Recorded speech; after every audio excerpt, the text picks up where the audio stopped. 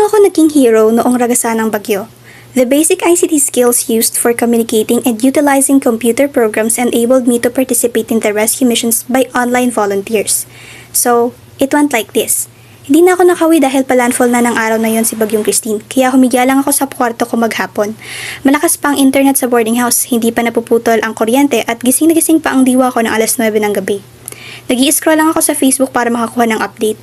Marami sa mga online friends ko ang active sa Facebook pero napansin kong hindi memes ang panay na isinishare nila kundi posts ng mga humihingi ng tulong online around Naga area, rescue threads, posts ng mga rescue volunteer, at emergency contact hotlines. Realizing the situation, syempre, yun na rin ang ginawa ko. Nagpapanik na yung ibang mga stranded online dahil mabilis na tumataas ang tubig. May internet naman at nakaupo lang naman ako sa kwarto ko. Hindi ko sila mapupuntahan pero I can alert others to come help them.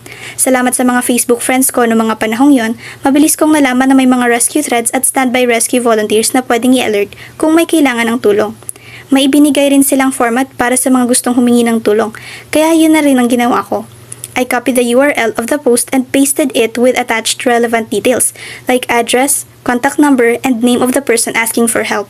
I also posted and commented on certain posts informing others of the rescuers online with their instructions and its URLs. Sinubukan ko ring tawagan ng mga emergency hotlines na sinerge ko sa Google pero hindi na sila makontak. Lalo kong na-confirm yon dahil sa mga posts ng na-stranded na pareho din ang sinasabi. Hindi ko alam kung paano matutulungan lahat ng volunteers ang mga na-stranded na patuloy ang paghingi ng tulong online. On the other hand, malayong-malayo naman ako sa Naga at stuck din ako sa kwarto ko. I have no way to extend urgent help than look for and alert nearby rescuers online. Minabuti ko ring i-check ang updates ng mga na-stranded kung nakakuha na sila ng tulong para ma-inform ko kaagad sa comment section ang rescuers na hindi na nila kailangan magpunta pa. Being part of the online community and knowing the perks of the digital media, I was able to participate in the rescue endeavors of the volunteers.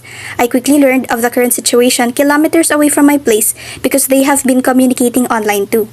Alerted, I was able to make deliberate actions that sought to bring urgent help by bridging the gap between the people asking for help and the volunteers.